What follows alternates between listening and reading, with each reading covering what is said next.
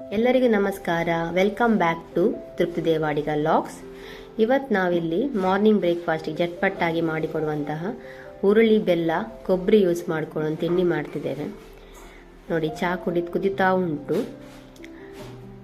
ನಾವು ಇಲ್ಲಿ ಮುಂಚಿನ ದಿವಸ ರಾತ್ರಿ ಹುರುಳಿಯನ್ನು ನೀರಲ್ಲಿ ನೆನೆ ಹಾಕಿದ್ದೇವೆ. 3 ಪಾವು ತಗೊಂಡಿದ್ದೇವೆ. ಇಲ್ಲಿ ಜನ ಎಷ್ಟು ಅಂತ ನೋಡಿ ಮತ್ತೆ ನೆನೆ ಹಾಕ್ಬೋದು ಹುರುಳಿಯನ್ನು.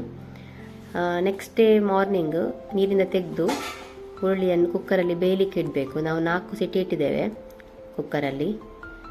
ಮತ್ತು ಒಂದು ಪಾತ್ರೆಗೆ ಕೊಬ್ಬರಿ ತಗೊಳ್ಬೇಕು, 1 ಕಪ್ಪಿನಷ್ಟು, 1.5 ಕಪ್ ಸಾಕು. ರುಚಿಗೆ ತಕ್ಕಷ್ಟು ಬೆಲ್ಲ, ಏಲಕ್ಕಿ ಕೂಡ ಆ್ಯಡ್ ಮಾಡ್ಬೋದು, ಮತ್ತು ಉಪ್ಪು ರುಚಿಗೆ ತಕ್ಕಷ್ಟು. ಇದನ್ನು ಮಿಕ್ಸ್ ಮಾಡಬೇಕು.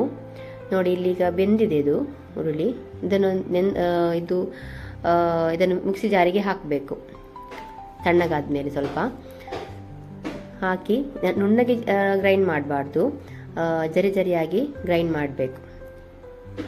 ನೋಡಿ, ಈ ಥರ ಬಂದಿದೆ ಗ್ರೈಂಡ್ ಮಾಡಿದ ಮೇಲೆ. ಆಮೇಲೆ ಆ ಪಾತ್ರೆಗೆ ಇದನ್ನು ಹಾಕಬೇಕು. ಬೆಲ್ಲ ಕೊಬ್ಬರಿ ಎಲ್ಲ ಉಂಟಲ್ಲ, ಅದಕ್ಕೆ ಹಾಕಿ ಮಿಕ್ಸ್ ಮಾಡಬೇಕು.